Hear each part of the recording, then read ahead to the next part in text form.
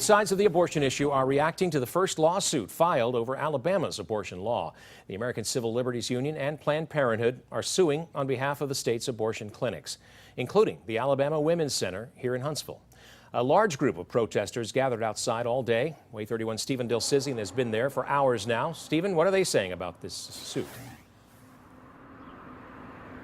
Yeah, Dan, we all expected this lawsuit to eventually be filed, even though the law doesn't go into effect until November. Now, there right now aren't any more protests here, but people of both sides have said they have some thoughts to share about this recent legal action. I didn't expect it to be filed this soon. Nancy Morris volunteers at the Alabama Women's Center as often as she can. She was disappointed last week when Governor Kay Ivey signed the bill that makes all abortion illegal, except if the mother's life is in danger.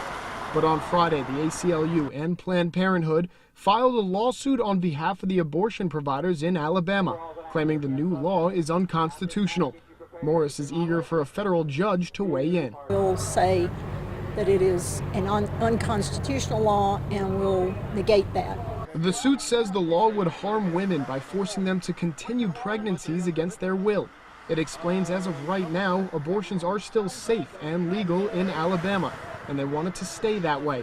Timothy Brown is one of the dozens of protesters who gathered outside the clinic Friday in favor of the new law. Of course, they're going to stand always against righteousness and truth. Brown knew the lawsuit was coming, but believes his side will ultimately win. They'll do what they want to do. I look forward to the ultimate judge, Jesus Christ.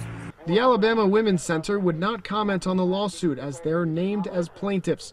The lawsuit also names Attorney General Steve Marshall and district attorneys, including Madison County's Robert Broussard, but Governor Kay Ivey was not listed. Now, the lawsuit claims the ACLU and Planned Parenthood have never lost when it comes to an abortion restriction in the state of Alabama. We're still waiting to hear when this will be heard in court.